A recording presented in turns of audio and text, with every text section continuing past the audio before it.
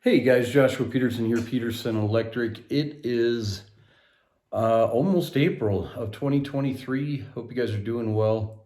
This video for my SEO guy is going to be about a kiln. I haven't done a lot of these videos. This is one that was already pre-wired years ago for this customer. We're up in Ward, Colorado, and pretty far. We do go up there. It's above Allen's Park, kind of in that area. Anyways, it's been a good customer of ours. She decided to upgrade from this little baby guy, which probably most of you that are kiln lovers use something of this nature. And that one, I think, was right around an 8 kW, 8,000 watts. So you're pretty used to seeing that. It goes right up to about my hip, and it's probably round as a washer machine's itself. Now here's the big daddy. You can see it right next to it. This guy's huge. We wired this thing up for her, disconnected it last year. This one's a lot larger. I'm not sure if you're aware of the brand, the Bartlett.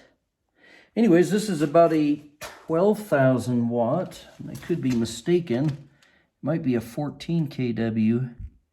It's 13.5.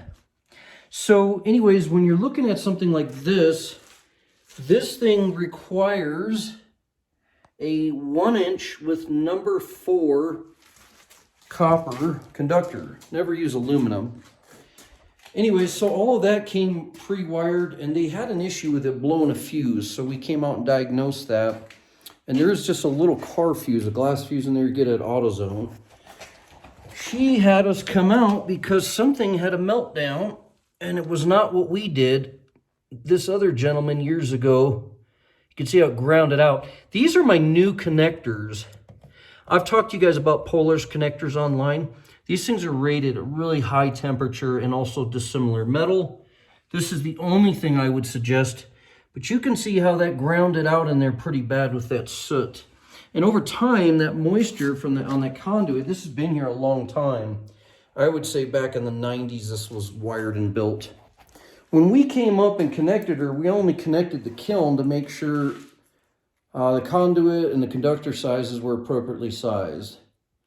This is what happened. These are split bolts.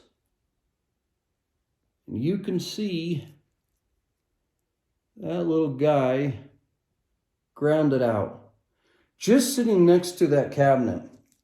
And I wonder why the breaker didn't blow when she called. You know why that heated up? Because she finally got up to 1900 degrees for 13 hours. And we connected that for her about a year ago. So, and then the ground was done like this.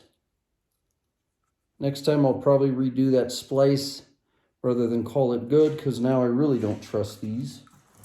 But yeah, these are split bolts. Okay, so they can still have a meltdown. I do prefer these connectors.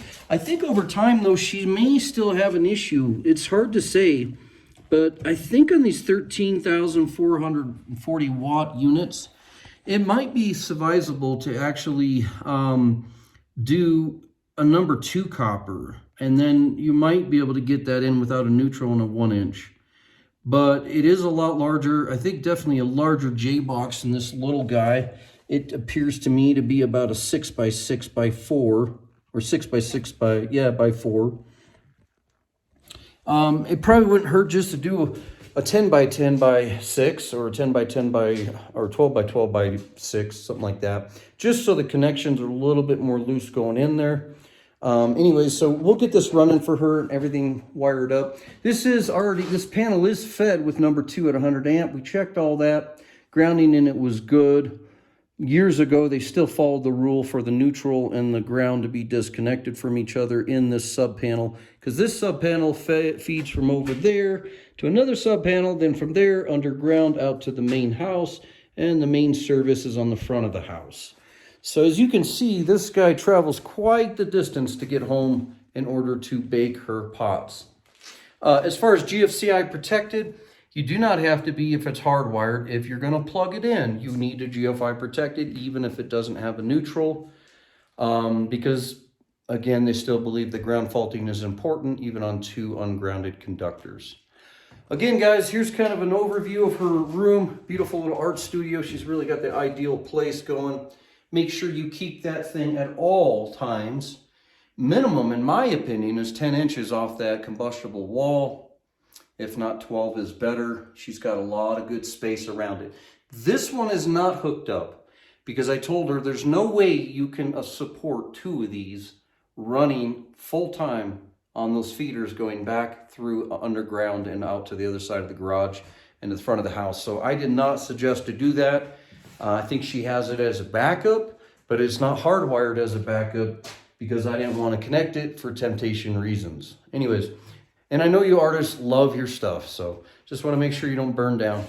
Thanks, guys, for joining us. Hope you have a good day, and let me know if you like that, and text other people or let them know to hit the subscribe button. Thanks, guys. Bye.